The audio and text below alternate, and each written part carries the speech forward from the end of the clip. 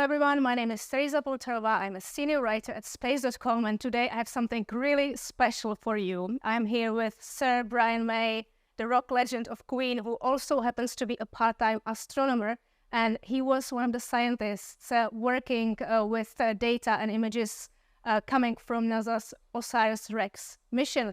OSIRIS-REx was NASA's first mission to collect a sample from an asteroid, and it will soon deliver this sample to Earth. And Sir Brian actually worked with Dante Lauretta, OSIRIS-REx chief investigator, on a beautiful new book about asteroid Bennu. And he is here now with us to tell us everything about this book and his collaboration with OSIRIS-REx. Thank you very much for finding time to talk to us. It's a great pleasure. So let me start at the beginning. You and OSIRIS-REx, how did the two of you get together? Oh, well, quite informally, really, because I'm on the outside of NASA, and nobody pays me to do this, but I love it. And I and my collaborator, Claudia Manzoni, generally go around the internet to find things which we can make into stereos, because the data is all there from all these different missions, from NASA, from ESA, from JAXA. There is enough data there to find viewpoints in order to make the stereo images which we crave. We just love making stereo images. And of course, then you have to use a viewer to appreciate them in 3D. And I mean, I'm creator of the London Stereoscopic Company, and we now make stereo viewers. We make 3D viewers.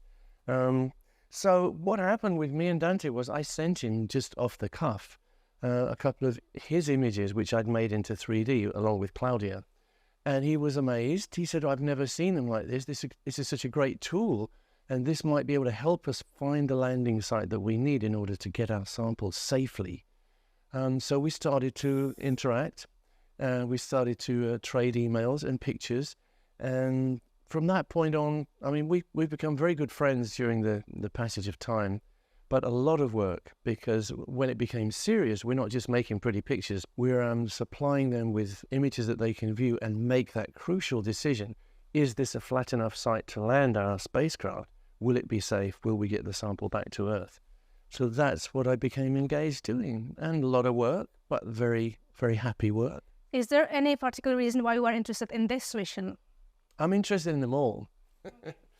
I was incredibly lucky to be involved in the New Horizons mission.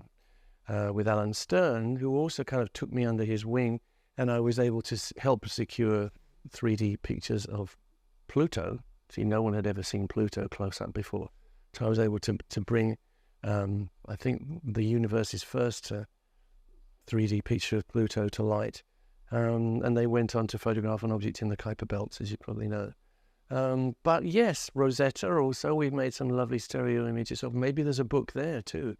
I think the difference is that that Dante wanted to involve me and involve us at an early stage so that we could actually contribute to the conduct of the mission. That's the crucial difference. I understand that you were actually called upon to help the team solve a major issue they had trying to find a suitable landing spot on the surface of an asteroid that looked very different than they expected it to. Do you remember how the atmosphere was among the scientists during this challenging time? Yeah, well, I think it was suddenly becoming much more difficult than they'd expected, because Bennu wasn't a solid object with flat places. It was a completely randomly accrued object. It's a rubble pile, and there are no places where it's safe to land, apparently. There's only sort of different sizes of pebbles.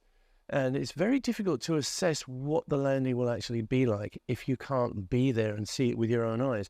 That's where this comes in handy, because once you have a stereo image of that particular potential landing site, you can really make an instinctive judgment as to whether things are going to work out or not. You know, how near is this boulder? How much slope is there? How dangerous is it to get it off and get on? So that's where we were able to get into it. And I know that at one point, Dante said, look, all my guys have to see this. I've seen it. This has changed my whole opinion. I want my whole team to see this. So I sent about a box of these, and everybody sat around a table, I think, and made those decisions looking at Bennu as if they were there.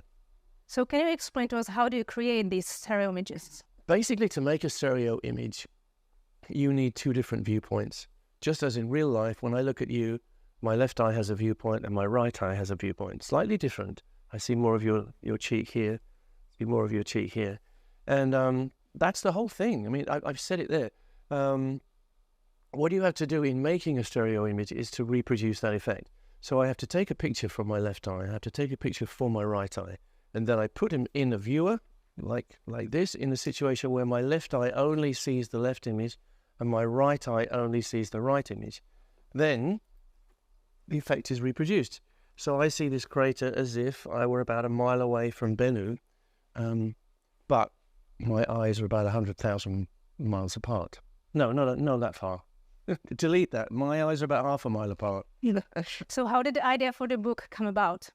We made so many images, and it was a labor of love, and it was also very rushed. And I remember saying to Dante, we should do the book. You know, we have such an amazing collection of images, not just of the details of the surface, also of the whole planet, which is something very attractive. And so we started to think of a book, and we realized that it could be the world's first opportunity to make a real atlas of an asteroid. So that's what we attempted to do. And the fact that it has stereo images as well, I think makes it something very, very unique and special. So who is the book aimed at? Who is the target audience? The book is really aimed at anyone who has an interest in this kind of subject, anyone who's interested in what they see when they look up in the night sky. It's not just for scientists. There's a whole world of scientific information in there for anyone who wants it.